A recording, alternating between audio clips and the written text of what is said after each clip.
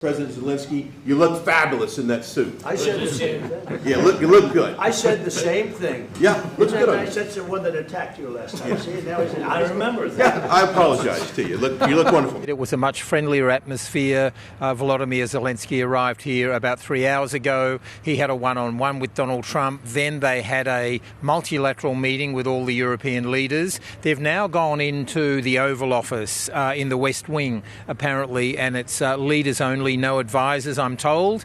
And they are discussing the detail. One iconic image out of today's meeting is Donald Trump and Volodymyr Zelenskyy standing in the Oval Office looking at a map of Ukraine. The breaking news is that Donald Trump has said the US will guarantee the security and protection of Ukraine should there be any deal and ceasefire reached. That's a development because up to now he hasn't said that. That doesn't mean American troops on the ground in Ukraine necessarily. It probably means a lot of intelligence and funding. However, Ukraine has not today got the other thing it wanted, and that was an immediate ceasefire. Donald Trump, he continues to echo the Vladimir Putin line that what's the point of having a ceasefire? Why not go straight to the final deal? Which, of course, is a bit disingenuous, or very disingenuous, because he's not going to agree to the final deal without being strong-armed.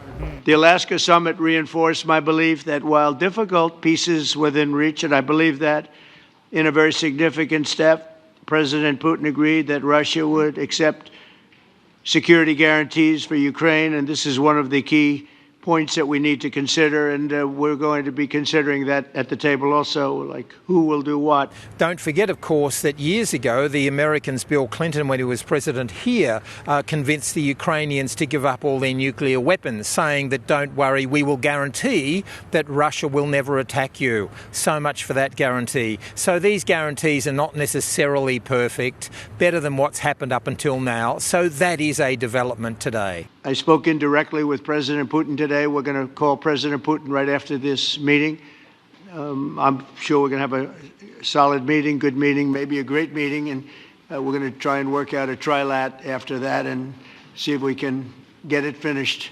Well, as these very talks were being held today, of course, the air raid sirens were going off in Kyiv. The Russians continued to attack civilians inside Ukraine. What's interesting about today is this is a really united front by Europe. They are absolutely rock solid in their support for Ukraine. As Emmanuel Macron from France said, it's not just about Ukraine, it could be us next.